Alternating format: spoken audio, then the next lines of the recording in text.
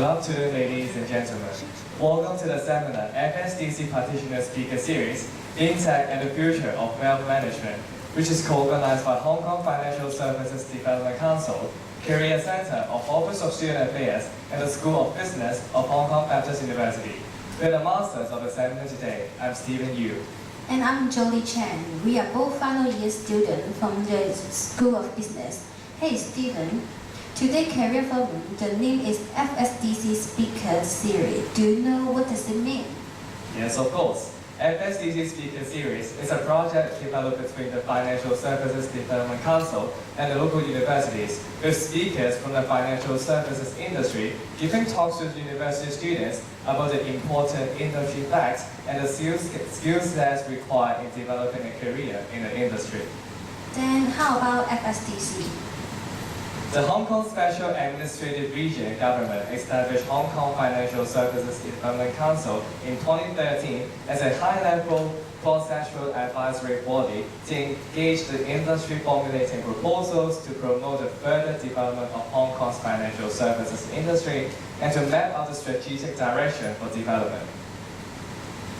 While the FSDC has set up 5 committees, namely the Policy Research Committee, the Mainland Opportunities Committee, the New Business Committee, the Market Development Committee, and the Human Capital Committee as a 5 stream of its work. For more information, please visit www.fsdc.org.hk. By the way, Jolie, we have been studying business for years. You must have heard the word Fintech before, right? Do you know what the word actually means? Fintech means financial technology, which the economic industry composed of companies that use technology to make financial service more efficient, right? Yes, I'm sure there must be more sharing about Fintech by our speakers today. Even if you're not a student from the School of Business, knowing more about Fintech could definitely help you to get well prepared for the future trend in the market. Before getting started, may I first invite Professor Gordon Tang, Director of Office of Student Affairs of Hong Kong Baptist University, to deliver an opening remarks for us. Professor Tang, please.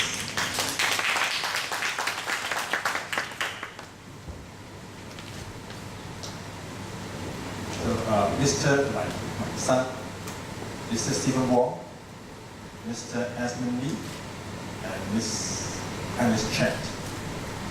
So, good afternoon, students and colleagues. So, welcome you to come to today's seminar, which I believe is co-organized with the Financial Services Council and also the Career Center of our Student Affairs Office. So, today's topic is the Fintech and the wealth management. So I make sure that I can introduce the 2 speakers correctly with information right here. We're honored to have 2 speakers today. They are both seasoned financial experts with lots of experience in this industry. So the first speaker is Mr. Lai Wan-san. Mr. Lai is the Deputy Chief Executive Officer of the World Partner Groups. He has over 20 years experience in industry with research experts in the telecommunication and technology sector. The second speaker, Mr. Stephen Wong, is currently the Deputy Executive Director and Head of the Public Policy Institute of our Hong Kong Foundation. He was once the Executive Director in UBS London and also the Main Director at RBS. He has engaged in lots of public and community service.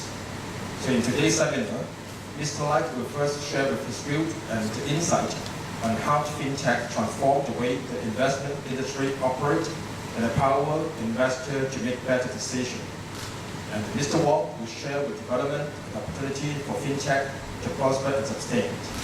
So basically, we all know nowadays we talk about Fintech, right? It's no need to say we all affected by technology nowadays. And just this morning, I checked with my colleagues. She just forgot to bring her mobile phone or smartphone, right? And they feel so uneasy during the meeting right here with us. So we see that actually in daily life, we always being affected heavily by technology already. And think about in this way, technology not only have impact on the financial industry, but also in some industry. For example, in marketing strategies. So nowadays we talk about the big data analytics. But actually to use this kind of information to serve for better marketing strategies. At the same time, in the product development and so on and so forth. So in dealing with the wealth management, we say that how technology will have impact on the new product of wealth management. Or on the other side, we also need to know about it, what kind of risk we may deal with in terms of the new technology right here. In finance, we always talk about risk and return right here. And one side, of course, will welcome a lot of different technology, different product, different strategy we can make use of in our wealth management. At the same time, on the other side, how about investor protection? We know it's important, right? Okay, particularly for general corporate, they don't know about how the technology works, and all they know that the result is will they gain profit or lose money, right? It's important. And the more important nowadays, we talk about e-technology right here. What about the cyber security right here? We every day talk about hackers on those internet and also different systems right here. In Hong Kong, it's important because our banking sector is so important for the prosperity of Hong Kong economy. So with that in mind, what are kind of regulatory framework to meet with the new technology coming into the new market? At the same time, for the development of Hong Kong, we claim to be one of the top financial international center right here. But what about the competition with Singapore, with other markets like Shanghai, whatever it is? So what kind of challenge we are facing with today right here? So ultimately, we will do our SWOT analysis to make sure what our strength is and what our weakness is right here. So today we are so glad to have two, as mentioned, seasoned financial people to share with the view of this part right here. So I suppose we can all learn from them. And don't forget that we have the Q&A section afterwards. So be prepared to ask questions you want to know and let them challenge them whether they can provide us enough expert advice on this kind of question right here. So once again, may I set our gratitude to the Financial Development Council to help to organize captain of good experience to ourselves to learn about the Fintech and also the wealth management industry right here. So without further delay, I wish you all the best and thank you. Thank you, Professor Tang. Please remain on the stage. To show our greatest gratitude to our speaker today, we have prepared a souvenir as a token of thanks. May we now invite Mr. Lai Wunshan, CFA, Deputy CEO of Value Partners Group Limited, to come up on the stage, please.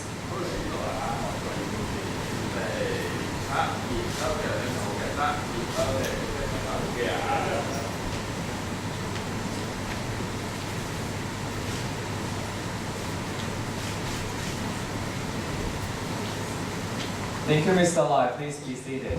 Next, may we invite Mr. Stephen Wong Yunshan, FSDC Marketing Development Committee member and Deputy Executive Director, Head of Public Policy of our Hong Kong Foundation, to come on the stage.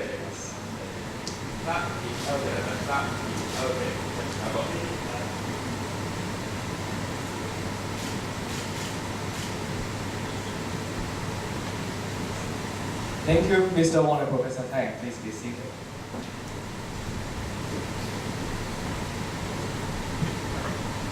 Before getting started, let me introduce briefly our first guest speaker, Mr. Lai Wunshan, Deputy CEO of Value Partners Group Limited, to you first. Ms. Lai has over 20 years of experience in the industry with research expertise in the telecommunication and technology sector. Before taking the role of Deputy of CEO at Value Partners Group Limited, he has also worked at several renowned finance institutions like Oppenheimer Investment Asia and Standard Trust Security, with their expertise in media and telecommunication research. Mr. Lai, please.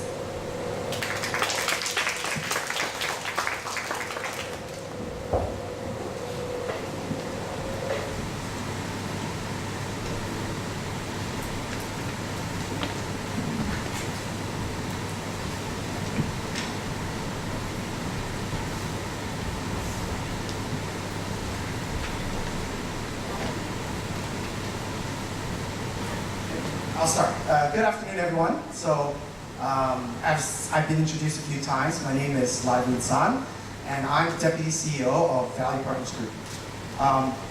Now, those of you who don't know who we are, Value Partners is a Hong Kong-based asset management company. We have offices throughout the region, including Shanghai, Beijing, Singapore, and most recently London. And we manage about $13 billion, 14 actually, close to, $14 billion today on behalf of clients. So,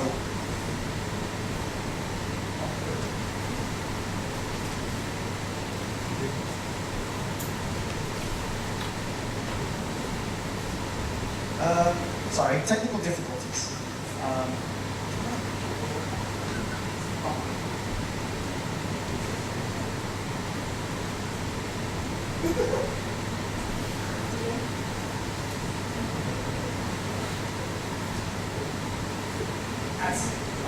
They'll figure it out. Okay, so let me give a little bit of introduction again of Value Partners, because I'm not sure that everyone here is as familiar about who we are.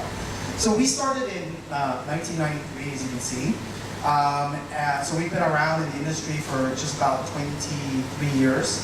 And for the past 9 years, since 2007, we've also been a listed company on the Hong Kong Stock Exchange. Now, throughout that time, since 1993, remember, Chinese stock market only began in late 1990 or early 91, so it's about 2 years after, right? Year and a half. So we've seen a lot of different financial times and movements. Markets have gone up, markets have gone down. We've seen a number of financial crises, there have been black swan events, and quite a number of bubbles, right? Internet, property, whatever kind of bubbles you can think of. So I started at Value Partners in 1994, and as already been mentioned, I left the company and joined the investment banking world, and I returned about 3 years ago to the company. While I was in investment banking, I covered a lot of things, including TMT and internet stocks. And I was very quick to become an internet analyst in 1999, and very quick to become a technology and tech analyst in 2000 when the internet bubble burst. Otherwise, I wouldn't have a job. So, you know, it's been a very interesting time now to see technology come back again. And that's really why I'm here. I'm going to talk about a new wave of technology advancement, and that's what we call Fintech. Okay. So let me start by making one distinction, okay? Notably that actually Value Partners is a fund or asset management company. And I wanted to draw that difference between what wealth management is. So we're not actually technically a wealth management company. They're actually sort of different business lines in the financial world. But while fund management is a subset of wealth management, Fintech is actually going to help us blur that lines and allow an asset management company like ourselves to do more products and services that look like wealth management. And so that's why we're particularly interested in Fintech. That's why we're interested in this topic today. So in the world, in the financial world today, asset management companies typically are run by people like ourselves, right? And what we do is we take money from institutions and businesses and corporations and the investment public and pensions and things like that, and we invest it on their behalf. So that's just the asset management side. Wealth management offers a lot more to the entire investment scope. And that includes estate planning, tax, insurance, retirement, and a bunch of other different things. A lot of stuff you won't care about because you're too young. But later on, when you get older and make a career for yourselves, these are going to be important aspects of your investment discipline and also of your household finances, right? You want to be able to enjoy all the benefits of your hard work later in life. So asset management is just one part of it, but wealth management typically today is reserved for what it says, wealth management, for the wealthy. If you're not really affluent or rich, you don't get to actually utilize or enjoy a lot of the benefits of what a wealth management service can offer. And that's where Fintech is changing the game.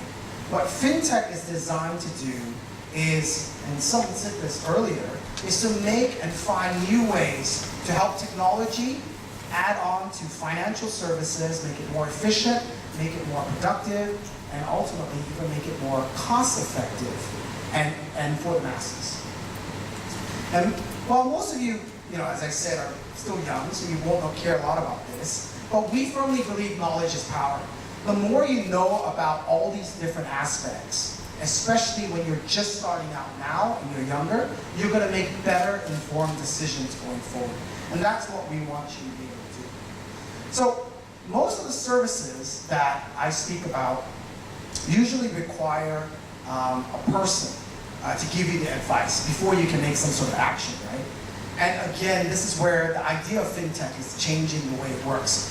What if we can automate that process? What if you could get technology to help you do some of that decision making? Or certainly to give you the tools to make those decisions, right? And that's where we're talking about the merger between wealth management, asset management, and fintech. Now, of course, as Professor Tang alluded to, it's only come about because of internet and your smartphones, right? Now, most of you are still very young, but I remember June 2007, I stood in line for 45 minutes in Los Angeles and waited for my first iPhone. Now, none of you remember that because you don't remember, you're probably still too young.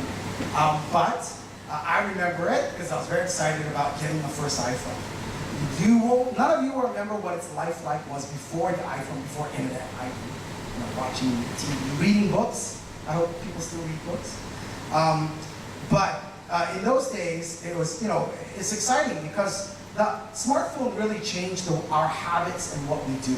I'm sure everyone here has a smartphone, right? But in those days, as I said, the first iPhone only worked in the US. It had to get jailbroken. I don't know if these guys still know how to jailbreak your iPhones.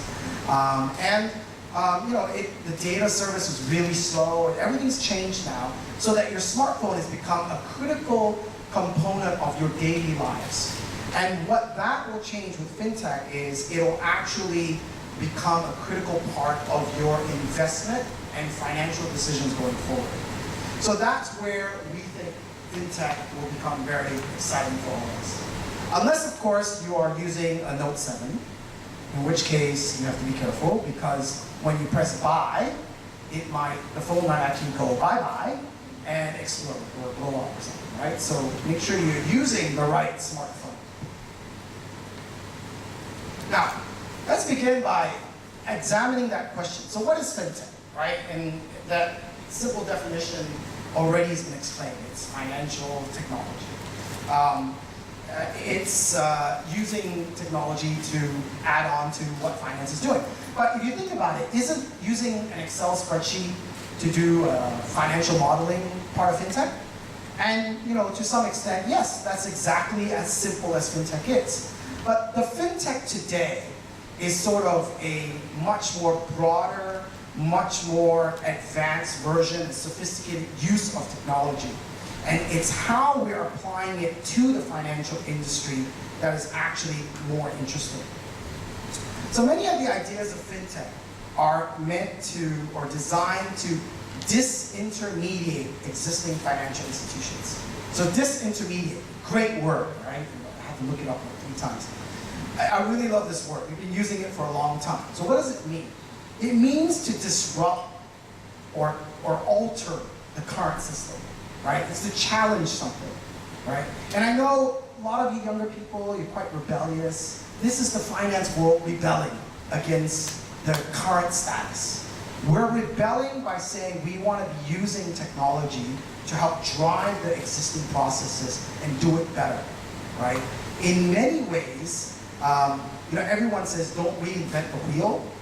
Fintech, reinvent the wheel, right? The wheel can go faster. Let's see how we can get there. So the asset management industry, the way we operate today, has been done in pretty much the same way for many years. So we recognize the challenge ahead with fintech approaching. So as an asset management company, we have to decide, are we going to adapt? Are we going to change? Or are we going to become obsolete? And so we wanted to adapt our own business to incorporate fintech, or we risk becoming obsolete. And so before I dive into some of the specifics, I want you to ask yourself, though, one important element, right? What is the role of fintech? Now, is it meant to replace human beings? In some ways, you could actually say, yes, it's meant to do that. There's a lot of job aspects that fintech can help replace. But our belief is that it is much more complementary to the human process. We're still talking about investments, and more importantly, money. You know, we manage money on behalf of your parents, institutions, endowments, people's retirements, and these are important things that you have to be very careful with, right? Prudent. And so this is something that we take very seriously. Trust is something that we've taken years to earn, and it's not something that we would automatically turn over to a program or machine. So using fintech is only a part of your process. It's not meant to completely replace some of the things you and I do. Of course, I'm going to say that, right? I still don't have a job. Probably replace me. Not that smart. You know, I definitely think that there is room and scope for fintech services in our business today.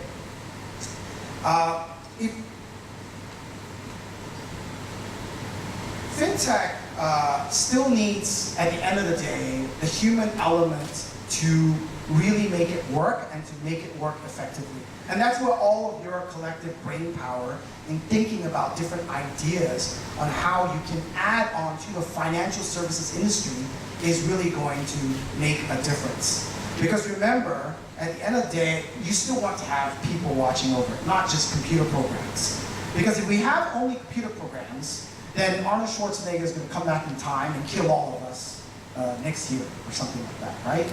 Terminator 7. So we definitely want to make sure that we're using the right tools to give us the right ability to make the correct investment decisions. Having said that, I can tell you they still get my order wrong at Starbucks like every other day.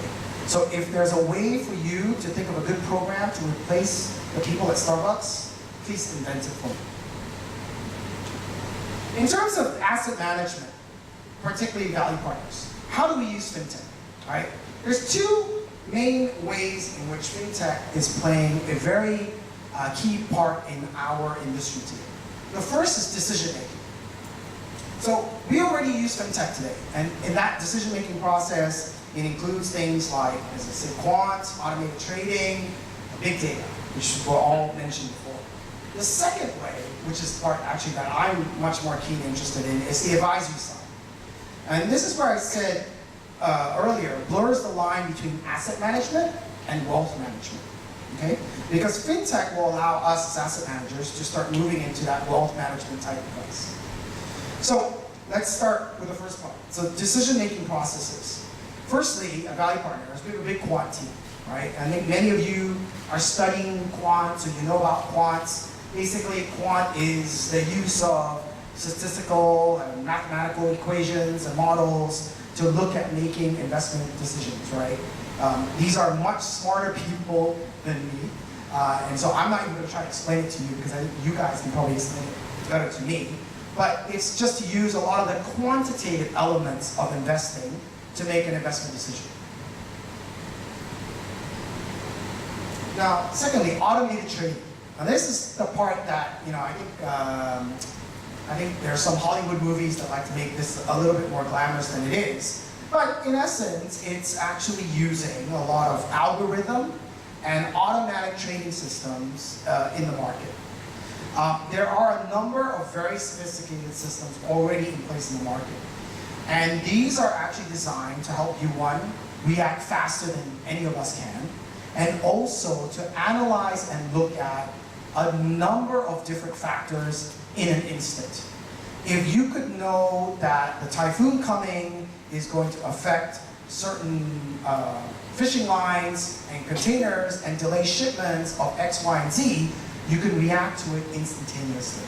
And that's an element of, later I'll talk about big data as well, but that is specifically where the trading side of it will be able to move very quickly. But at the same time, automated trading systems are not meant to, again, in our opinion, replace the human element.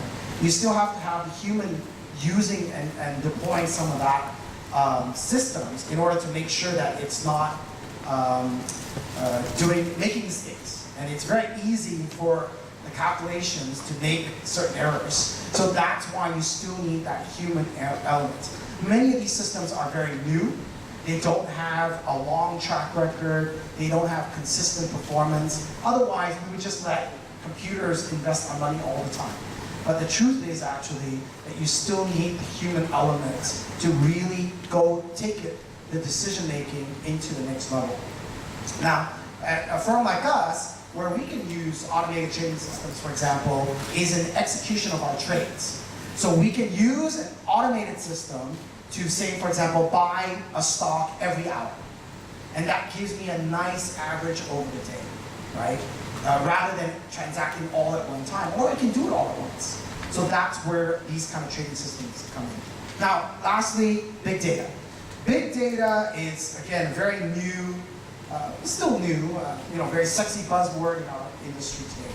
And as you know, computers collect a lot of information, right? So all of you that sign up for any new service, you get this big service agreement, none of you read it, you just click agree. But in every single one of those agreements, you're allowing some company, whether it's Apple, Google, Tencent, anything to study your track and check your movements. And that's basically what big data is. If you read through the Apple agreement, which is 94 pages, I think it is, it's actually quite scary what you can track. What websites you look at, where you're going, what you buy, what you look at, what your photos are. They make backups of your iCloud backups. You're allowing companies and data mining companies, more importantly, to track you, watch you, and observe all of you. So remember that the next time you decide to post something on social media and you decide to allow, these apps and all that to look at your information. They're actually gathering a lot of what you're doing. So how do we take advantage and what do we do with that? Well, this information actually helps us make investment decisions. Think about it. If we, for example, have credit card information and we know what kind of products you're buying, whether you're shopping at Prada or Zara, whether you're buying Apple or Samsung, whether you're buying an iPhone, yes, iWatch, not so much. So this will be able to translate into us knowing which companies should perform better, generate more earnings, and as a result, the share prices should move, right? So we can utilize big data in this kind of fashion to help us make investment decisions. And that's the kind of stuff that you guys will be looking at, you guys will be tracking, and that's where we help use Fintech in our processes. So about a year ago, Value Partners launched probably one of the first in Asia certainly, a big data fund, right? We wanted to see if we can generate investment returns for the investment community by looking at big data. It's been challenging, it's been interesting, but we are making progress. Because actually, data is actually available for all of you. There's actually too much data out there, right? I mean, while I'm sure you're a good sample group, I'm not really sure that all of you buying an iPhone means the rest of the world is buying an iPhone. And I don't know how necessarily to interpret that data. So it's that interpretation of the data and how we drive that process that's going to be really important. So that's the decision-making part of Fintech. So let me talk a little bit about the advisory part, and this is where I am much more involved in, and I'm much more excited about it. So if you look at the fund management business, what we do is we basically make investment decisions on behalf of clients, right? So to simplify, someone gives us a bunch of money, we do our research, we look at investment ideas, stocks, bonds, whatever else, and we invest it on your behalf and try to make a return, right? Sounds pretty easy. But what Fintech will do is allow us to provide solutions and advice that is an evolution of that process. And what do I mean by that? So robo-advisory is a great example of this, right? So this is an exciting new area, one where we can provide investment solutions to a much broader audience than we have today. So you may or may not know what robo-advisory is, but simply put, it's an automated, algorithm-driven investment advice service. Sounds like a lot of garbage, right? Not really sure that even makes sense. But what we're doing is using something like your smartphone to help you all make investment decisions. And that's pretty much it. That actually is very different than telling all of you to give me the money and I will help make the decisions. You're taking back control of part of that investment decision-making process. And we think that that's very important. So at Value Partners, we are working on a very similar solution. And what we're trying to do is create an easy, automated solution to investing that allow all of you, as the investment public, to receive investment advice in a fast, efficient, and intelligent way, right? Most likely on your smartphones, because that's what you have with you all the time. But where fintech is changing for us, and I mentioned this earlier, is in a new areas, like for example, online wealth management. This is a new opportunity that we think as an asset management company, we could probably move into, right? This is still a very new area. And it's a business that in the past was very limited, as I said, to the wealthy and to big private banks and all that. Not many of us actually have access to that. But fintech is going to change that. So how is it really going to do that? It will give us options, particularly us as asset management, to give you the ability to have those same kind of wealth management services in addition to our asset management services. So we'll be able to help drive estate planning, tax planning, a real investment advice. And I'll give you an example of that a little bit later. So we're very much working towards utilizing fintech to offer new products and services, right? We want to make investing more accessible to everyone. And that's actually where fintech, I think, is helping change. And where all of you coming out and looking at finance, looking at fintech, is actually changing the landscape. Because finance is still one area where a lot of people think, oh, it's, I want to invest, I want to do it. But a lot of people, normally the general public, don't really have a strong sense of, well, how do I do it? How much do I invest? What do I invest in?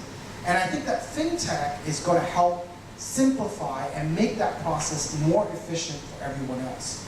What we are trying to do is disintermediate the current wealth management structure and make it more accessible for everyone. So I'll give you an example, right? What if, say, today I talk about fintech and all of you are like, wow, I'm very excited about fintech. Well, in the future, what we hope to be able to do is offer you, for example, on your, say, smartphone, the ability to say, I'm interested in fintech investing. And what the service could offer, for example, is a portfolio of fintech investments that you can go buy. Maybe it's certain stocks, maybe it's certain companies, maybe it's certain devices. If fintech is reliant on smartphones, you should probably own a few smartphone companies, right? And Apple is doing very well, but as a stock, it's probably very expensive. Samsung is doing very badly because of the Note 7, but as an investment, it's probably a very good investment now. You can make a lot of money. So these are the kind of investment advice that I would give you based on ideas driven by fintech solutions provided by technology of your smartphones.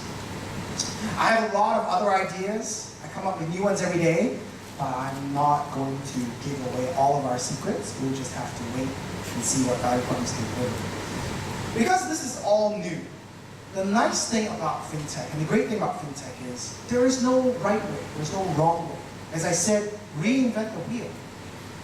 Nothing has been written about what actually is happening, what people are doing, and just because they're doing that doesn't mean there's not a better or simpler way for you to do that.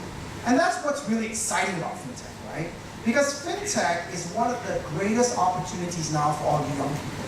For many years, finance is static, it's boring. If you go join a bank now, the first thing they give you is a 1,000-page manual. Here's how we've been doing things for the last 60 years. Here's how you'll be doing it for the next 6 years, right? That's how the finance world usually works. Fintech, it's greenfield. It's wide open. Nothing is actually written in stone. You want to go try to incorporate blockchain and bitcoins and all these fancy technologies? Go for it. You want to try to, as I said, reinvent the wheel and find new ways of doing certain processes? That's exactly what you should do. You should embrace all these different areas. And that's why I think you as students and we as an asset management company are quite interested and excited about FinTech, because there's so much opportunity for all of us to participate in this. And that's why I think for your benefit, this topic today is actually really relevant, because you'll be able to benefit in the next 3, 5, 10 years from what's happening in FinTech, and it's happening right before your eyes. So you should all look at how you can utilize that. So, I'm sure some of you, and I presume most of you are in the business school here, so many of you will be interested in a career in finance, right? So let me kind of conclude by highlighting maybe a few things you can take away from what I've said today. And I hope that these will help guide you should you decide you want to join the investment industry, the finance industry, and think about how FinTech can play a part in our development as well as your own. So first, learn to embrace new ideas, right? That's really the biggest challenge actually for asset management, right? We're forcing ourselves to think outside the box, find new solutions.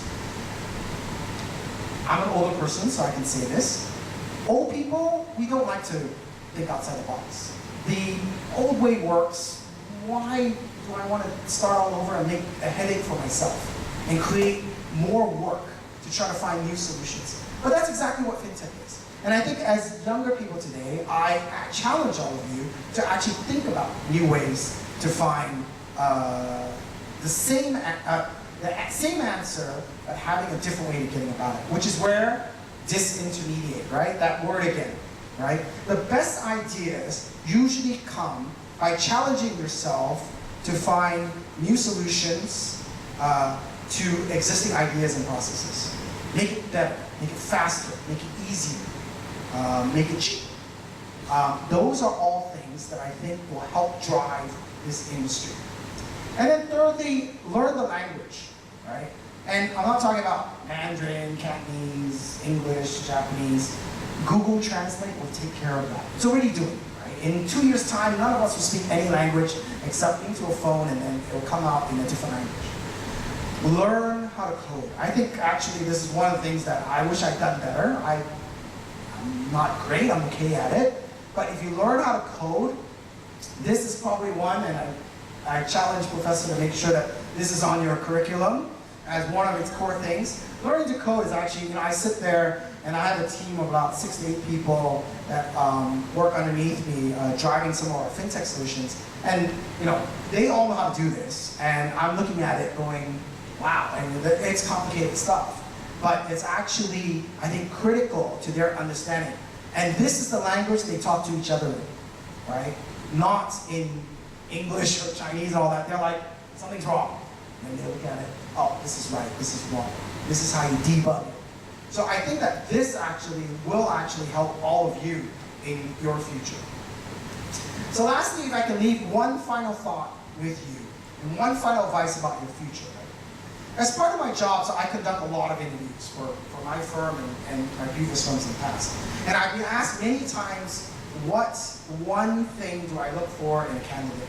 And that's what I want to leave with you all today. And that's simply this word right here, right? Now, of course, everyone will tell you, well, you need to have a lot of different skill sets, knowledge, you gotta communicate well, you gotta get good grades, you gotta do all of that. But for me, and I think what a lot of people will look for is passion. It's hard to find young people that are really passionate about things. It's actually hard to find people who are passionate about things. Now, if you didn't already know, I'm passionate about finance. It's what I do. It's what defines me. Fintech is a part of finance, and I'm going to use that. And I really find there's very interesting parts of it. So I'm building on that. So I hope that all of you will find what you're passionate about. Okay? Find something that you really want to do and go do it. If it's finance, if it's investing, if it's fintech, if it's something else, go do that. Be passionate about it. Do something good. And no, Pokemon Go does not count as passion. It's just a game. But find something that you really believe in. Thank you. Thank you, Mr. Lai. I'm sure we have learned a lot from your experience, especially how we can make decision-making and mastery an important passion. Now let me invite another guest speaker, Mr. Stephen Wong Jinshan, FSDC Marketing Development Committee member and the Deputy Executive Director, Head of Public Policy of our Hong Kong Foundations. You may be familiar with Mr. Wong since he has hosted various TV and radio programs in finance and investment. He has worked in managing positions in various global financial institutions like UBS London and RBS Asia Pacific. Mr. Wong has also actively participated in community and public services. He served in various advisory roles appointed by the Hong Kong government, including the committee member of FSDC and other community services. Mr. Wong, please.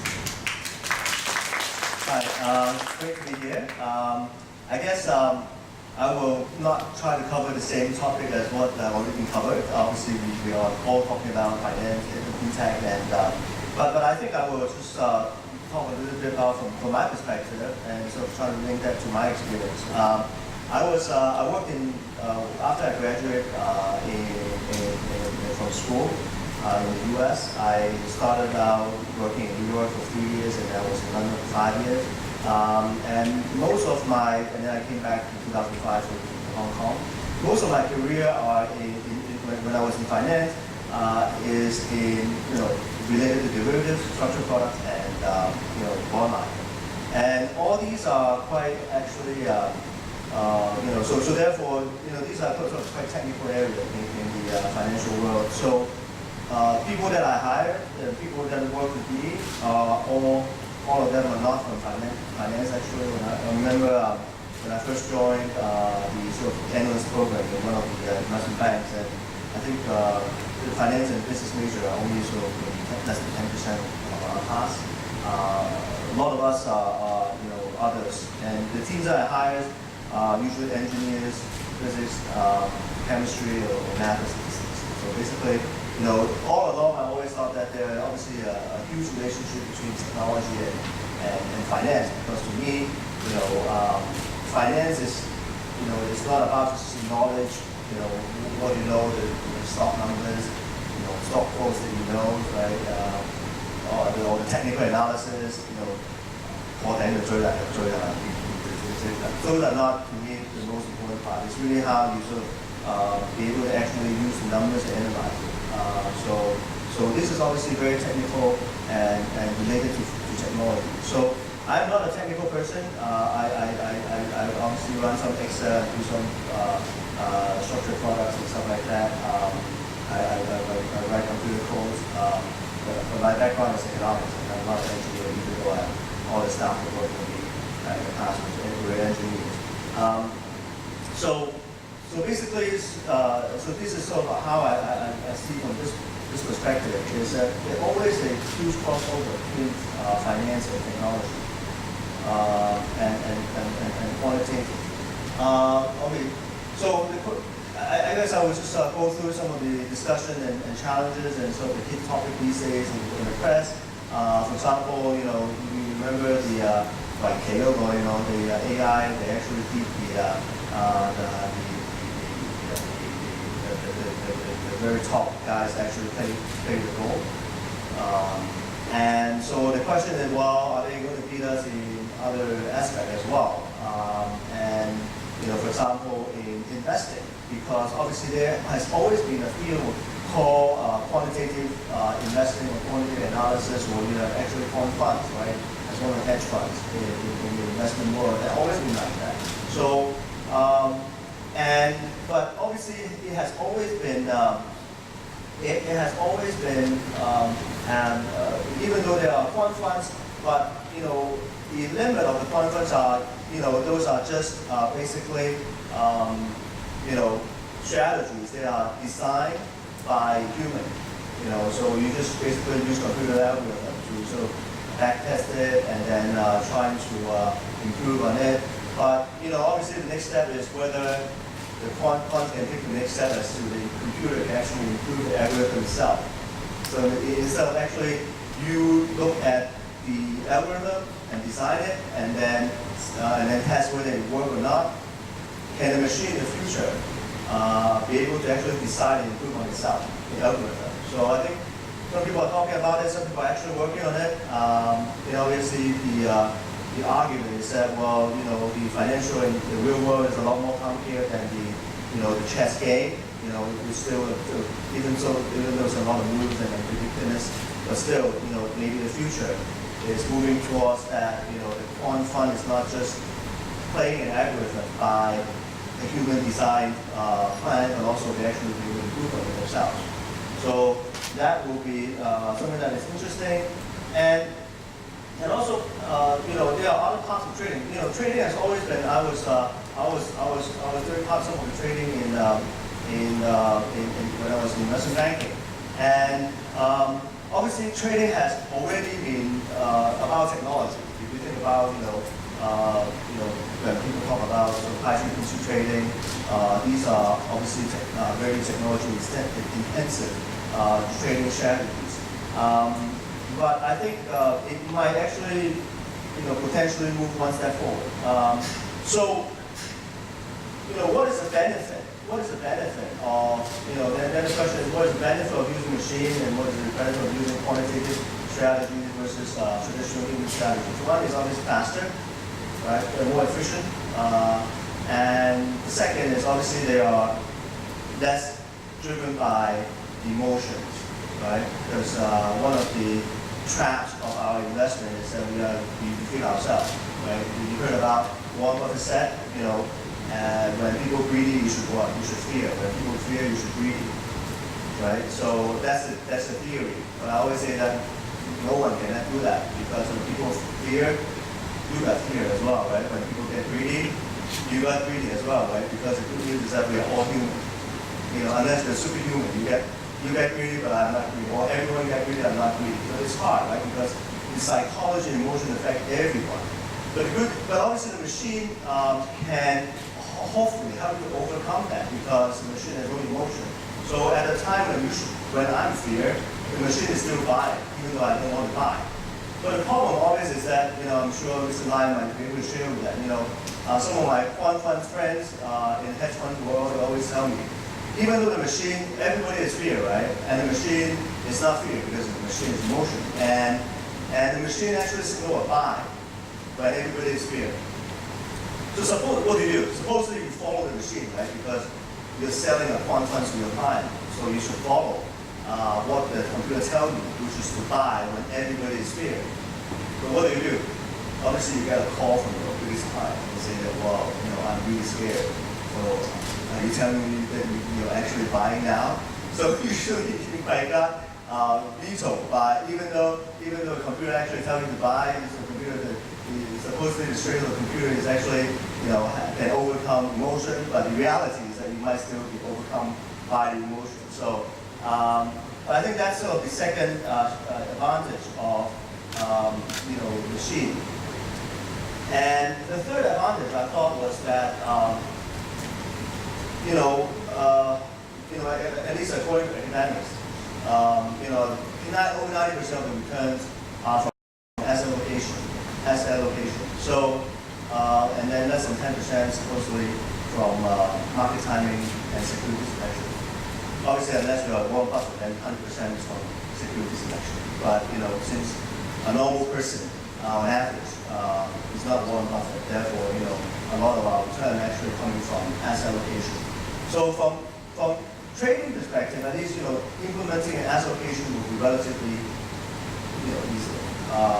So the question is, the remaining question is, well, if the machine is that good, even if they don't have an AI ability to improve on itself, what is the role of human and how do we respond to human, machine trading versus human trading? My answer usually is that in Chinese is 以满打法呀. So 以满打法 is well, you don't make money just by going fast. Actually, yes, the machine might do that, but I'm sure Mr. Lai can tell you that Warren Buffett don't make that many trades, basically. So fast is not necessarily means that you do more money. Some people fast and lose a lot of money. So the second is whatever Mr. Lai already said is the robo-advice. That is the automation and digital techniques to build and manage portfolios. And so, this is just basically saying what Mr. Lai covered. They ask them to do some questions and risk tolerance. And these are the same thing that you go to the bank, they sit down for an hour and do that. It's just really do it on the machine faster. And obviously there's no magic to it. The portfolio optimization, that sort of things is if you learn finance, hopefully you should be able to actually design an algorithm yourself to do a portfolio optimization and then come up with asset allocation suggestions, based on what you learned in the past. So this shouldn't be too much of a hassle. So the first step, the second step, and then obviously the third step is is this advice just an advice, or you are able to take client money and actually do it according to the local advice and allocate accordingly. So that's the third part, and the fourth part is actually whether it's just an advice or you actually give the manager the money. Some of the benefit is it's fast. The second one is actually something that is very important, but I'm not going to say too much. I think the key part of winning, for individual investment is rebalancing. Usually we don't rebalance, and usually we don't rebalance aside from the fact that we are lazy, and also we don't want to rebalance because rebalancing means that when for example the stock portion goes down, means that the market is bad. According to rebalancing strategy, you're supposed to buy or sell. You're supposed to buy, right? So that you will take your allocation back up to what your target is. For example, your target stock was 60%. If the stock goes down by half, then you become only 30% of your portfolio in the stock. At that point, you're supposed to buy. But human nature, we do what? How many of you actually have buy stocks when the stock has gone down by half or by 30%? No, at that point you usually try to sell because you're scared, because you're fear, because you are painful, because you lose so much money already. So at that point you usually want to sell. But having this sort of machine will help you to actually rebalance your portfolio regularly. And apparently the market was projected to be growing more than 100% per year to about $8 trillion in 2020. Projection is usually projections. So, but it's some numbers that is projected out there. Usually the second question that a lot of people ask is, well, is Fintech going to disrupt the traditional banking or financial institutions? I think the answer is yes and no, depends on who you ask. Some people would argue if they work in a bank, they usually ask that, well, 80% of the fintech is used by traditional banking and financial institutions anyway, so there's nothing new. We can just it's a bit of an IT improvement. It's a bit of like, okay, we have a better security platform, we have better operation, we have better trading strategies, we have better credit approval process. So everything that is invented in the financial fintech world can be adopted by incumbents, the existing financial institutions. But we actually talked to a lot of these disruptors who would argue that, hey, it's not true because, well, we are doing things in a different way that the traditional guys are not doing it that way. Think about it. When Microsoft was at the peak of his power, Bill Gates was never thinking about. He was too late in getting on the internet game because he thought, well, I can make money doing my same way, and he realized the importance of the internet quite slowly, meaning that for incumbents, it's actually hard to catch on to the intervention, which is why, or invention, which is why there are always a place for startups and disruptors because they move faster. So that's sort of the other side of the argument, saying that, well, it's really hard for an incumbent to innovate, to be honest, right? There's a book by the Harvard professor, Clay Christensen, to talk about this, right? It's hard to actually, which is why Xerox missed the PC, innovations, and Microsoft missed the internet. So, but I don't know. I mean, that's the first point. The second point is it also depends on where you are. In a highly regulated, as we would know, in a highly developed and mature and regulated market like Hong Kong and Singapore and all these other markets, really the financial landscape is really determined by financial regulations. When you think about it, what is finance? The relationship of finance are really, determined by regulations. To the extent that you are in the developing markets, for example in China, now people say that China's, the P2P market is going up, but if you look at India or Kenya, for example, all these places where the traditional financial institutions have less riches to all the people. So i.e. you have a lot of people that can have access to the banking world or investment world. With the technology, these guys have access to lower costs to financial products or services that they have no access to before. So it depends on where you are. If you are in the developing world, you don't have a lot of the services to go anyway, so the fintech actually can play a huge role. In the developed world, in Hong Kong, it's more complicated. People, obviously, it's more complicated. But examples of robo-advice I just quote some Bloomberg figures. So Betterment Wealth Funds and even Charles Schwab, these guys are attracting a lot of the smart new money that basically sick and tired of traditional way of giving a lot of fees to active management business, and we thought, hey, I think this is online service, and I know how to do it. So it is a new way, apparently also driven by the fact that a lot of these, in the US, we have a lot of Silicon Valley rich people, they know what's the deal, so they manage to go out differently. So therefore, you do see some banks are catching up. This is not a new thing, obviously. The banks are catching up. BBVA, BMO, Capital One, and Bangkok, all of them have their own sort of robo-advice. The newer news is just 2016, UBS will launch their robo service in UK. This is a big news, it's obviously because UBS is a traditional blue chip private bank service. Their business model was, I worked in UBS before, and the business model was to charge high fees to the private banking bank. I actually was a client before as well, so I was an employee that was a client. And so, the traditional sort of private banking model is that, obviously it's the premium service that charge also gives people a bit of a fee to give them premium service or institutional service. But even them actually now lower the threshold and they use the mobile advice, the fintech, this sort of technology to allow more people to get access to the service at a lower cost. For them, it's also a better business as well. And so does it mean that it takes away jobs? Well, it's always a debate when there's technology, you always take away jobs, right? So, and there were estimates that, 33 to 50% of the finance employees who lose their jobs. Well, that's a high percentage, but even, some people are saying some research are being done by automation, right? Because I look at fintech as, if you look at, I talk about trading, I talk about sales, I didn't talk about research, right? In research, there's this startup that basically be able to do a lot of the mundane research, desktop research automatically.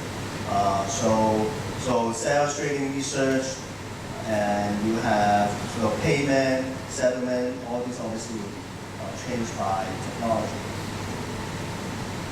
And so therefore you see that, I don't know, RB has always cutting people, so I don't know whether it's, I I don't know whether it's global advice related. But anyway, we just at least we see there are some staff reductions that may be related to the global advice that we talked about. And even Goldman Sachs, traditional sort of the white shoe investment banking or corporate finance, they seem to be sort of changing their business model. When I started 20 years ago, never thought that Goldman Sachs will do sort of that one offer online saving accounts and pays 1.05% and fixed deposit as small as $1, right? That's not a traditional Goldman Sachs business. And also now they are sort of obviously offering sort of low-cost ETFs, and also they bought the startup that actually offer small companies retirement benefit plans. So these are sort of obviously new business, smaller business, but hopefully more scalable business for a traditional investment bank that is wider than wide, and now they're obviously even them are changing their business model. So where's Hong Kong? It's easy to criticize, but but the fact is obviously we are pretty low according to Ernst & Young. It's not my analysis. It's just to display myself. Ernst & Young said that our ecosystem in Fintech is way below compared to New York, UK, or even Singapore. How do they do that?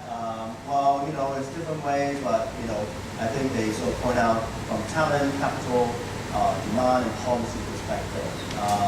It's not easy, obviously, from policy perspective to balance between the need for growth as well as the security. But I do think that there are the mindset as well. The mindset is what is fintech or what is internet finance? Some people think that it's just finance, traditional finance done on the internet. And some people, and that's just basically, therefore you apply the same traditional financial regulation on that internet finance because you think it's the same thing. It's just done on the internet, so you apply the same rules.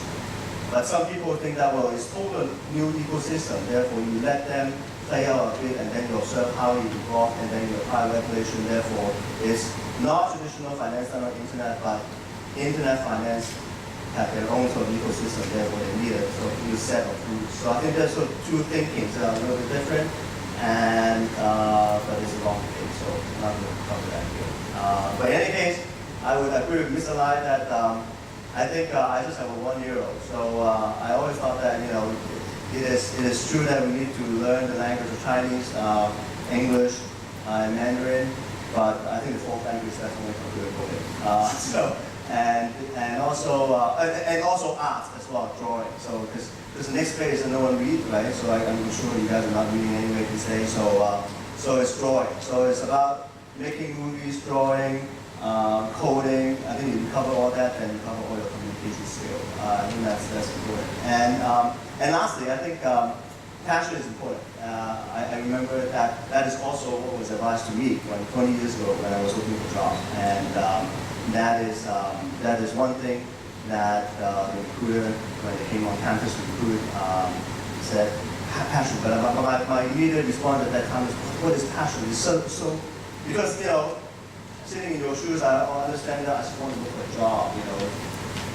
It's just sort of look for a job. I don't know what to do, so just look for a job. Job what do you mean passion? But now I really looking back, I know that even though you may not know what you really like, but as you are searching, there's always obviously a trade-off between what your passion is and potentially the financial returns. But the choice is you really need to make a balance. But if you just go for the financial returns, you probably regret it. So I will stop here and we'll have a chat. Thank you. Thank you, Mr. Wong. Please be seated on the stage. At the same time, we invite Mr. Lai Funshan, CFA Deputy Chief Executive Officer of Radio Partners Group Limited, to come on stage again. After listening to the sharing from both speakers, I think all of us have gained a clear understanding about fintech and the application of future in wealth management. Now, the discussion is open for all of us. as Professor Tang has mentioned in the opening remarks, it's time for us to ask questions to our speakers. So is there any question or sharing from the floor right now? So actually, Julia and I have prepared some questions beforehand. Sure. Yeah. So while the audience is still thinking for some interesting questions, first question that I would like to ask is, as we have just learned, Fintech provides job opportunities in the future. But say I'm a student from economics or finance, but I didn't knowledge about technology. Is there any area that I could develop myself, especially if I was a university student, and then I can get equip myself a bit better and then get a better job in the Fintech industry? Well, so it's true that technology is probably the harder part of fintech, and you do have to have some knowledge of it. But as I said, I have very little. My coding is actually quite poor, even though I can read it, but it's debugging it is always the problem. I can't see what's wrong even though it's right there. But the point is, the ideas behind, as I said, reinventing the wheel. If you understand business and finance and what you're learning in school today, you will see that there are a lot of problems and challenges that we face. And it's thinking about those different ideas and challenges. If you look at a lot of the fintech companies, they are half built by people with just ideas that have no tech, and they add themselves to tech. So we deal with a lot of outsourced and third-party fintech companies. There are always one person who is the tech person, and one person who is not the tech person. I am not the tech person. But I can tell you that I have plenty of discussions with a lot of the fintech people about ideas and ways in which we can move fintech forward. I think I have not much to add. I agree that obviously not everybody is a geek in a sense, but you gotta appreciate and work with those who understand sort of the language and the way to think. And so I think that I will listen to that. So that means if I'm not sure about coding, coding is maybe discussing, the code, blah, blah, blah, blah, blah. But this part, I'm not a person in coding, but I still need to understand a bit of the basic of the technology, all the knowledge, and then someone else will assist in that specialties. That's very fast. Yeah, that's right. Absolutely. Yeah. So, any questions on the floor?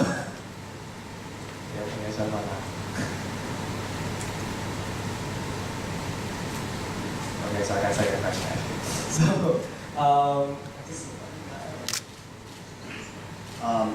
like using an example, like if I classify the new fintech, the fintech area is obviously different than our traditional sort of tech quant stuff. But even if like traditional quant world, you do have people that write the codes, people that apply the codes to structured products, and then you have people that actually understand not necessarily the codes, but then understand the product and sell it. So you do have a sort of a whole supply chain, but sales, you have car sales, nothing wrong with car sales, but I'm just saying it's less technical, but you have more technical sales as well. So even though your skill set may be more sort of sales, marketing skill set, which is obviously important because everything is sales and marketing these days.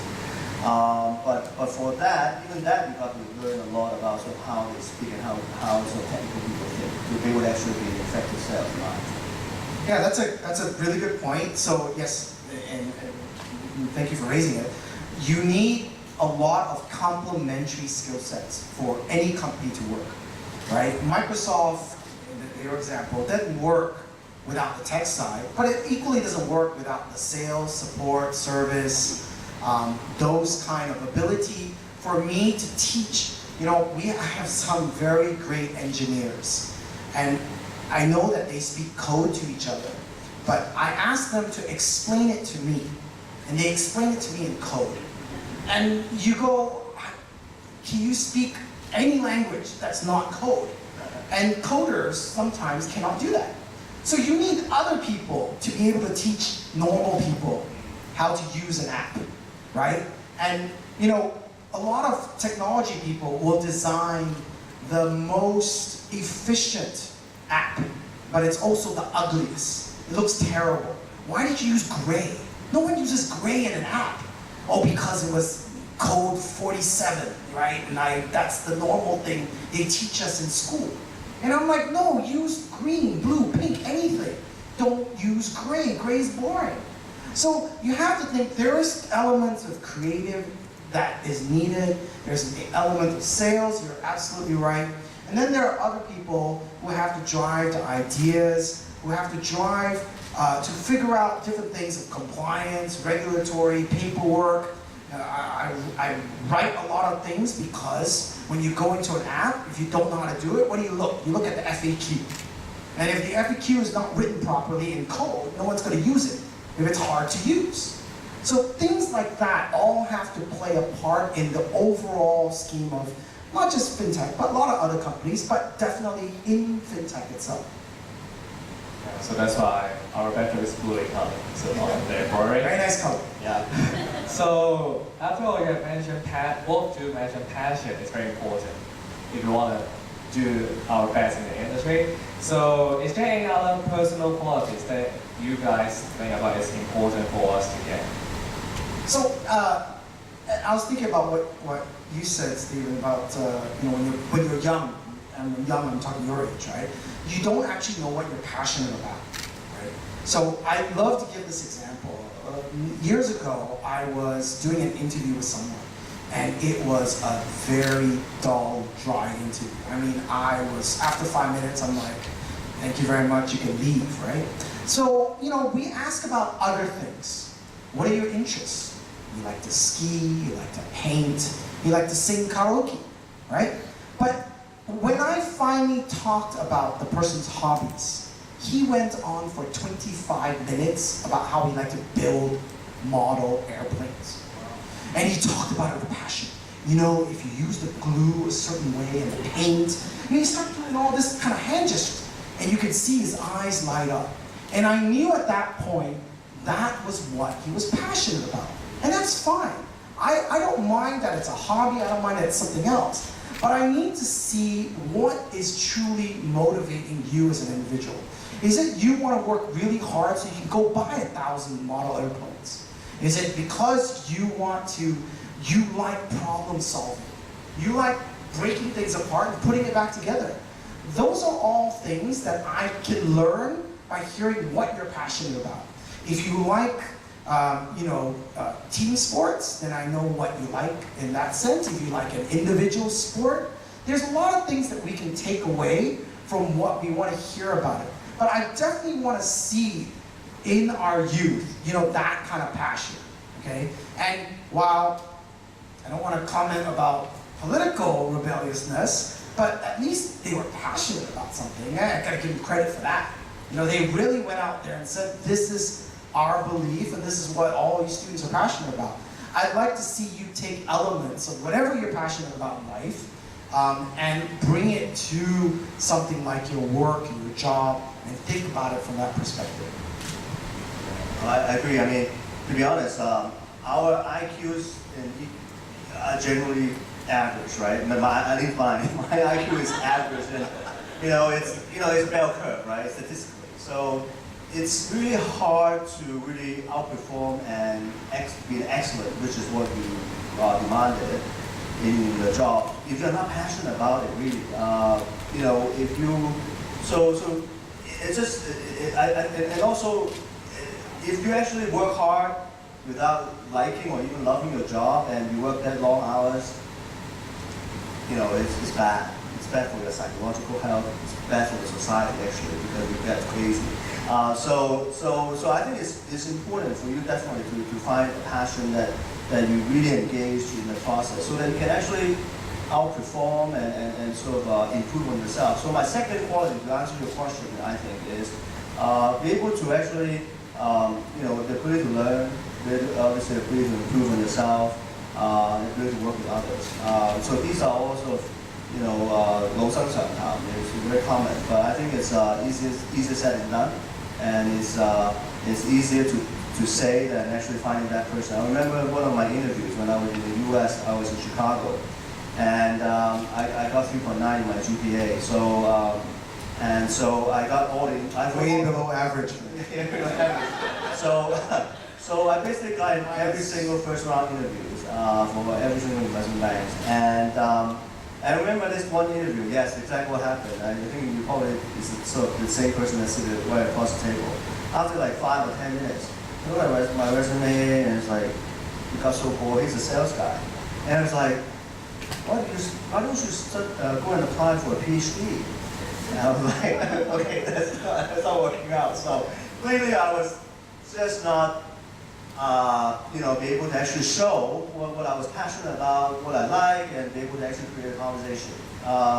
So I think that's important to be able to demonstrate, aside from the resume. To be honest, the resume is every one of that resume look really alike these days, right? Every one of you sort of some jobs and so be a chairman of something. So it's really hard to still wonder. One got 2.9, but usually got 2.6, 2.4. So very sort of similar sort of resume. So I think I'm not talking about my GPA, but it's less than 3.9, I'll tell you that much. What I will say, and I don't know if Professor Tang will want me to mention this. One thing that, when I joined the working world, and what I actually say today, 22 years later, is that you have to actually unlearn what you learned in school. And what I mean by that is what you touched upon. In school, you're taught to be an individual. You need to get the best grades, right? Who's top in the class? Anybody here? Who's second? Who's third, right? You're always taught to be individuals. When you join the working world, you're just part of a team.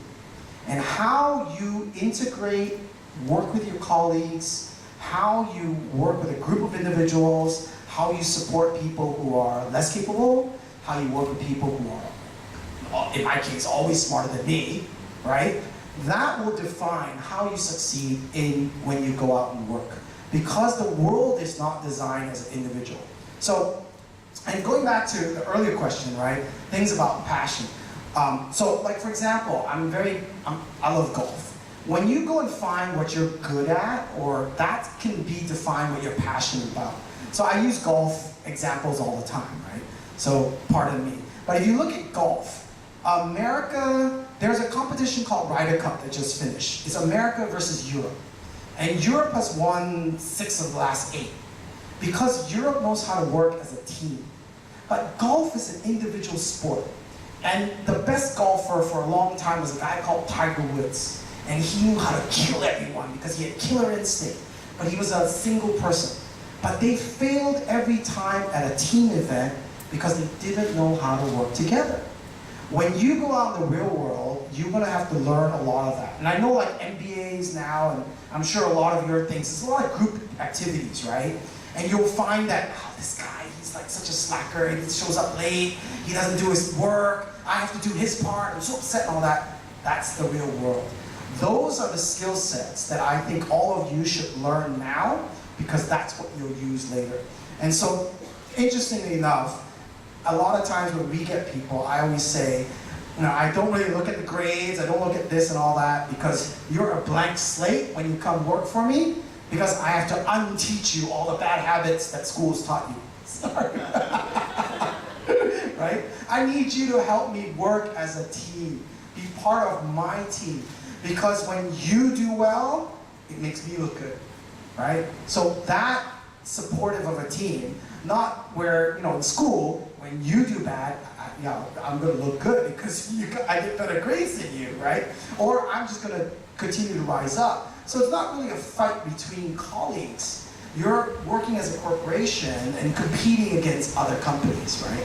That's the difference. The competition in school is among yourselves. The competition when you work is actually within corporations, not necessarily just internally. Yeah, like getting 3.9 as GPA is so it's a dream for all of us. Yeah, but it's important that teamwork is very important. Like our schoolwork, with a group project, and like search on is a very good process to build our teamwork. So I remember the slides. So Sylvia mentioned the Fintech market is growing around the world, but Hong Kong is lag behind at the bottom. So what way According do to you EY, think? according to EY. EY. Yeah. So in what way do you think Hong Kong can do something to catch up the trend? Yeah, no, I think it's two parts. One is obviously a lot of people talk about regulation. I'm not going to focus on that because that's really not interesting anyway. So I think that's part of the bigger innovation ecosystem, or the sort of the tech innovation startups that Hong Kong is facing anyway, right? So we always know that even though now it's better, but our sort of innovation startup ecosystem is, is not only behind Boston or Silicon Valley, or obviously we are behind Israel, or even nowadays we are or Beijing or Shenzhen, but we're actually now behind even UK or this Germany and so these sort of things, right? So I think it's not necessarily just in the sort of fintech per se, it's in tech per se. And so how do we sort of improve the overall tech ecosystem? Well, that's a 3-hour discussion. But I think that there are opportunities, even though there are a lot of hurdles, right? The opportunity is number one, we are already a financial center of the world. So supposedly there obviously is a lot of opportunities because we have this advantage, number one. Number two, actually, our universities actually are ranked very high on basic research. So we have good science. Good, according to, there are a lot of good basic research that are within the universities that can be commercialized and utilized. So there are some treasures in there. So the question is, well, we have very good financial system, and then we have very good school, but how come our sort of innovation ecosystem is here? So I think that means that there's something wrong with that we need to fix, but it also means that we have a lot of opportunities. And that's how I would say it. Yeah, I think those are very good points. Regulation is certainly, I think, a key obstacle in Hong Kong, and I should probably stop talking now. There are a lot of things that we can improve on, let's just put it that way, if we want to truly catch up. But I will say that there are actually quite a number of startups. So as part of what I do, I interact and talk to a lot of these companies. So in the last probably 6 months, I've been to Cyberport 25 times. There are actually a lot of fintech companies there. There are more than you know and think of. Unfortunately, we are a financial center. And so more of the fintech people tend to gravitate towards that. I think there is a lot more of an entrepreneurial effort and a lot more of an entrepreneurial type mindset in other places, not just Hong Kong. Hong Kong tends to be more of an establishment. If you go to, my nephew lives in San Francisco. If he comes to me and says, I'm getting a job at Goldman Sachs or Wells Fargo versus I'm going to go work for a new tech startup or I'm going for Google, right? Of course, everyone there will say, oh, you should definitely go for Google. Or yeah, go for the startup, maybe you can do something. But in Hong Kong, a lot of times, I'm sure many of you, and I think Asia maybe is this case, you go back home, you be like, oh, I'm gonna join a new startup in Cyberport.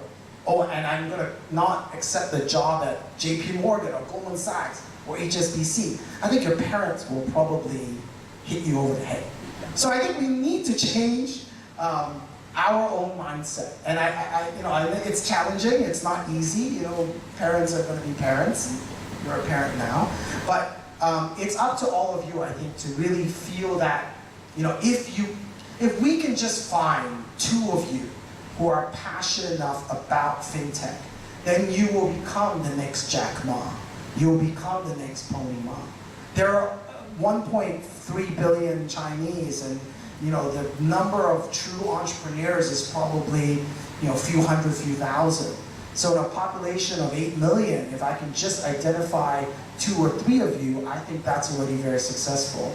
So I think maybe we're a little behind because there's less of that effort, but I hope that as new generation now, you're coming through, you're thinking about these things. And maybe now you'll be a little bit more excited to go work in a new startup or a Cyberport. Yeah, so how many final year students here? Is there any final year students? No? No? Really? So, and me especially. So, from your discussion, you think joining a startup doesn't mean you will get no future. But instead you see joining a startup, you can get something new or to nurture your skills. But there's a common question that like some final students like me and Joey, who say, I'm joining a traditional big company, HSBC, and then some big investment firm. From our point of view is that I get more stable salary or get more clear career path. But in a startup, everything is new.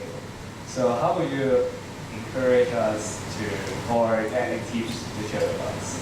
So I also participate. So last 2 weeks ago, I participated in this startup thing called Cocoon, which is a startup business, and we did this speech presentation in Hong Kong Convention Center and stuff. And what it is, it showcased a lot of new startups, right? And you don't have as much familiarity here with startups, and that's probably one end. There's not that many success stories of Hong Kong startups. That's why you guys aren't that excited. The next Google or Tencent or Baidu, if it comes from Hong Kong, actually most people don't know about. So actually there was a startup here, and I've already forgotten the name so bad, that was very successful. If you look at, they wrote an application online to replicate Microsoft Word and Excel. And they eventually sold it to Google. So Google Sheets and Google stuff is actually done by a Hong Kong company, right? There are some success stories, but it's whether you want to take that risk. But I would just say that you have to have a different mindset. You have to be, as I said, very creative. You have to be entrepreneurial versus stability. It's not easy to do. Like, I don't think I'm 100% that entrepreneurial. But I think the younger generation now, certainly people your age, it's worth to try. I think when you're young, that's when you make an effort to go down this path, to make the mistakes, because the rewards are much more there. You each have to decide for yourself, do you want a nice, stable career, stable job, or do you really want to try to be something much, much more? You know, when we talked earlier about the idea of entrepreneurship. I think in an entrepreneurship mindset, it's not the success that matters, it's the failures, right? You have to fail enough times to truly succeed. That's what you'll hear like Jack Ma and all these guys talk about, oh, I love that, my failure this, failure that. I wrote 17 times to Harvard and they failed me. I mean, they didn't allow me in, they rejected me too, so anyway. Not 3.9 GPA, right?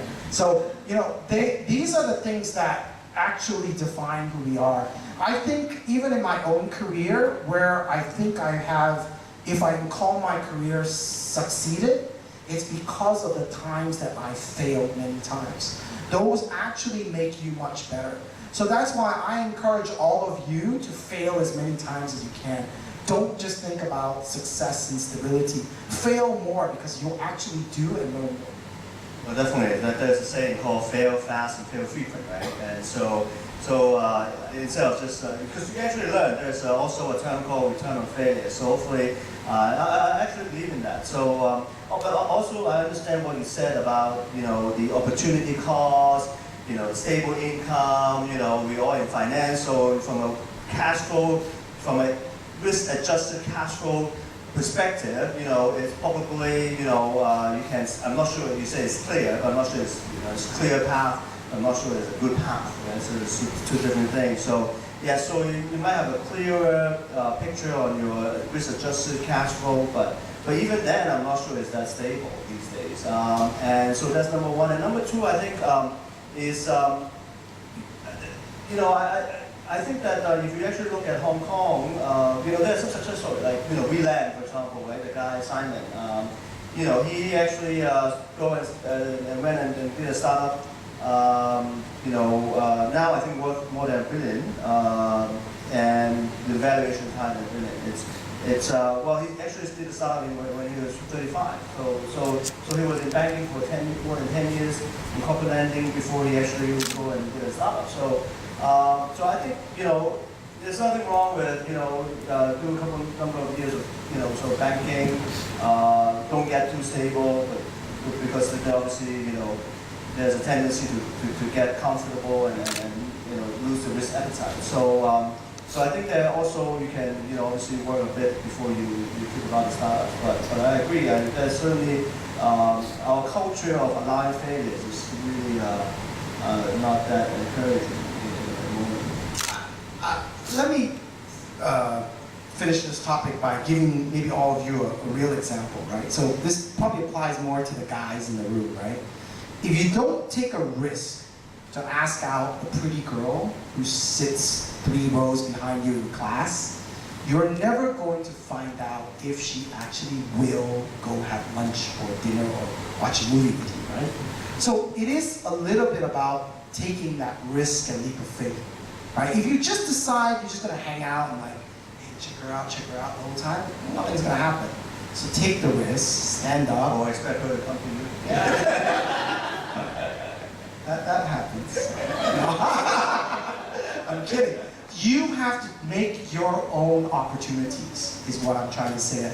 Take the risk yourself, get out, go talk to that person, apply for the job, look for your dreams, hopes, passions, all this kind of stuff we want to tell you about, because you are defining your own future. Yeah, and also I want to add this one point. I was sort of on this judging panel for Fintech competition earlier in Simon Point, and my observation is that the good point is that it's actually more opportunity than we think. Like what Mr. Lai said, I've seen some companies that actually do quite well, not in local business, but also actually in Asia overall business. So when you do tech stuff, obviously you need to think about the market and scalabilities, and usually you have to hopefully look more than just in Hong Kong to overseas. So I've seen companies that do quite well. But on the other hand, I do see that, as Mr. Lai said, sometimes I cannot distinguish whether they are actually disruptor or they are just outside contractor for establishment. So some of these so-called technology companies are really just an IT outsource from the established financial institutions. So there's some good things happening and there's some boring things happening. Yeah, so get all your comments on this floor. Yes. Yeah, so is there any question from the floor? Yes. Hello, I'm a student from computer science faculty. I want to ask a question that in the common sense, people always think technical person do their jobs for the business people because they only can write the program and the business people will run the business. But actually, the big companies nowadays in the world like Google, Facebook, Microsoft, Apple, their founders are all technical based background. So I want to, and I think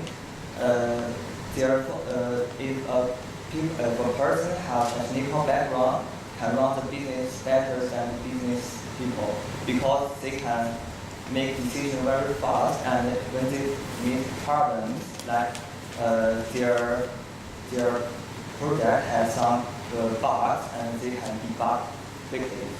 And if the business people have made the problems in the marketing, they need to ask the technical people what's wrong with your program, and this needs time to debug it.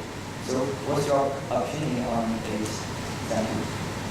Okay, that's a good, interesting question. So it's a competition between your technical aspect and the business elements, right? So I'm trying to think of examples, and actually there are a lot, where both sides of it work very much. So when in an investment world that I live in, when we look at companies, you look at the senior management of the person, and actually one of the things that I do is exactly that. Is the person technical or is he more business savvy, right? Now, I'll give you an example of it. I actually think that Apple is a much better business than they are technical. On the flip side of that, Samsung is much higher technical, right? They're the ones that actually built a curved screen, right? How they use it, how they market it, whatever else. Apple is buying the screens from Samsung, but they're the most brilliant marketers. They're business people. They're not design people, right? Show me a touchscreen computer they have. They're not gonna do it because it doesn't fit into their marketing mold. And yet today, we think of Apple as the best, the largest technology company. But in my opinion, they're the largest marketing company in the world. They've marketed better their products to all of us than anyone else. If you're looking for technical companies, it's very different. So to go back to your question, in the finance world, there is room for both. I think there are certain skill sets that you still need to run a business properly. And if I go back again to that Apple example, if they were, Samsung, great technical skills, and they've completely messed up on this whole concept of the Note 7, right? They tried to compete with Apple, they wanted to launch first, be cool, and they messed up on the batteries. So now they're all catching fires. That is a mistake that they made on the business side, right? On Apple's side, right, the mistake that they probably made is that they decided that their network is probably going to be confined to themselves, right? They don't allow outsiders to come in. And that's why Microsoft is still 92% of the computer market. Because Apple, you have to buy an Apple device. PC, you can buy any brand you want, right? And it's cheap, it's operating. So there are two things in the world that are competing forces. They both can be successful. So you need to decide if you, as a computer science person, you don't have to limit yourself to just joining Google or a tech company that you think you can write code for. There is a skill set, as Stephen mentioned, he hired mostly engineers and all that. I know more math majors that now join companies like Goldman Sachs and all the others, and even us. We just hired 2 computer science person to work in our quant team, right? Because they're gonna help us do all the number stuff that I don't know how to do. But that doesn't mean that you don't need both. The most successful companies usually have 2 of those elements, and they do it very well. There is some technical skill, obviously, at Apple, right? They've done something right. Otherwise, they wouldn't be where it is. But think about, from the standpoint, how much technical skill does Sony have? And where's Sony today, right? It's a forgotten technology company. So in the future, what's going to drive Apple? Is it going to be tech? Is it going to be marketing? Actually, to answer your question, marketing actually in business seems to be much more important than technical. Because I can name you a lot of technical companies that have done the computer science thing. It's all brilliant, but if they didn't know how to sell it, no matter what you invent, as great as whatever it is, the Walkman, the CD, the PlayStation is, Sony is 1/100th the size of Apple. I agree. I mean, you think about Mark Zuckerberg, Bill Gates, or Steve Jobs, or even Amazon's Jeff Bezos. Probably none of these guys are the best in writing codes, to be honest. Right? These guys are probably not the best in technical. But actually, they are very good in technical, I'm sure. Because people say, well, they drop off from college, but they're half a dropout, so how stupid they can be. So anyway, I mean, these guys are not the best in technicals, but I think in order to succeed, obviously, if you want to take it to the next level, you probably need to be technical plus. If you want to take it to the next level. So what is the next level? I don't know. But if you wanted to take it to the next level, you need to be technical plus. Obviously, your idol of mine, I'm not sure how good he's good at coding. I'm sure my wife probably know. But so I think to take it to the next level, you need to be technical plus. So thank you once again for the valuable sharing of both speakers. And let's give a round of applause to the speakers.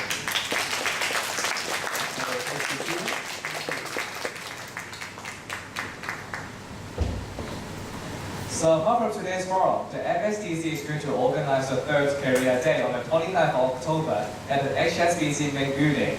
Anyone interested to attend, please register through the Career Center. Please take out an update program flyer and you will see the list of distinguished speakers. I know the Financial Secretary, the Honorary John Tan, will support us as well to deliver the closing remarks.